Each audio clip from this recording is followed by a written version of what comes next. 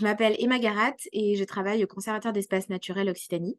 Je suis Sophia Rossi, chargée d'études flore-habitat au Conservatoire d'espaces naturels d'Occitanie. Donc, le CEN Occitanie, c'est une association de protection de la nature agréée de l'État et de la région Occitanie. Et donc, nos missions s'articulent autour de 5 grands objectifs qui sont de connaître les espèces et les milieux, les protéger et gérer les milieux, et de valoriser notre travail sur les sites auprès du grand public, et ainsi que d'accompagner les politiques publiques dans la transition écologique. Le CED Occitanie est le chef de file du projet Fleur locale avec une responsabilité de coordinateur administratif et financier. Dans le cadre du projet Flore locale, donc le Conservatoire d'espaces naturels d'Occitanie était coordinateur du groupe de travail axé sur le volet scientifique du projet.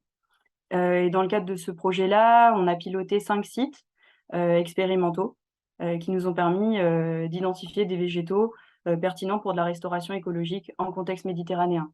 Le CED Occitanie était également coordinateur du groupe de travail sur le volet territorial, dans le cadre duquel l'association a pu accompagner 3 territoires d'Occitanie, donc un département et une commune, dans l'élaboration de plans de restauration à partir de semences locales.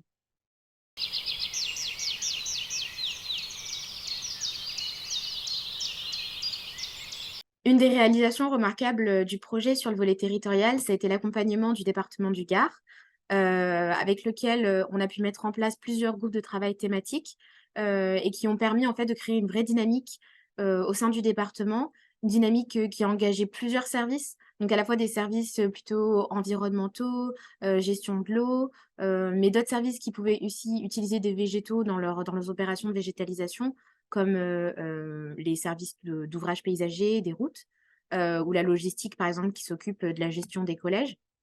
Donc ça, c'était très intéressant d'avoir, une dynamique de travail comme ça assez transversale et puis on a pu aller assez loin, je trouve, dans l'étude des pratiques d'achat, de ces publics-là et du coup faire de recommandations assez poussées, sur, les bonnes pratiques à adopter pour promouvoir, l'achat et l'utilisation de végétaux locaux sur le territoire. Dans le cadre du volet scientifique du projet Flore locale, donc nous sommes contents d'avoir pu valoriser les graines que nous avons récoltées en milieu naturel en Occitanie dans le cadre de ce projet et du volet expérimentation.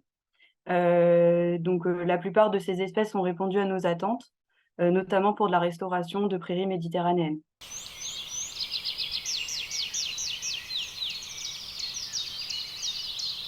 Dans le cadre du volet scientifique du projet, nous avons pu, avec nos partenaires portugais et espagnols, partager nos observations, nos contraintes et nos expertises, et de ce fait, améliorer nos pratiques pour de la restauration dans différents contextes.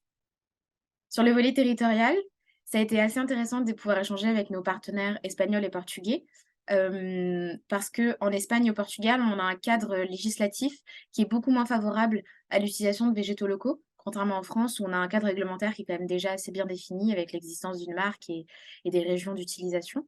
Et du coup, pour nous, c'était assez simple de pouvoir valoriser, tout le travail, auprès des collectivités locales alors que c'était plus compliqué pour eux.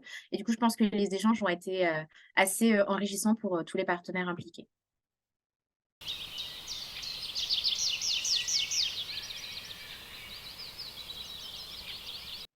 Maintenant que le projet est terminé, ce qui serait intéressant, ce serait de pouvoir, reproduire l'expérience d'accompagnement des territoires qu'on a mis en place, sur le volet territorial, pour vraiment essaimer, le travail, qui a été fait à beaucoup plus grande échelle. Je pense que beaucoup de collectivités territoriales seraient intéressées, pour s'engager dans l'achat et l'utilisation de végétaux locaux. Suite au projet Flore locale, il serait pertinent de cartographier d'éventuelles prairies sources à l'échelle de l'Occitanie pour du transfert de foin ou de la collecte à la brosseuse. Également de détailler et d'expérimenter différents itinéraires techniques pour l'implantation de semis de végétaux locaux en contexte naturel ou semi-naturel.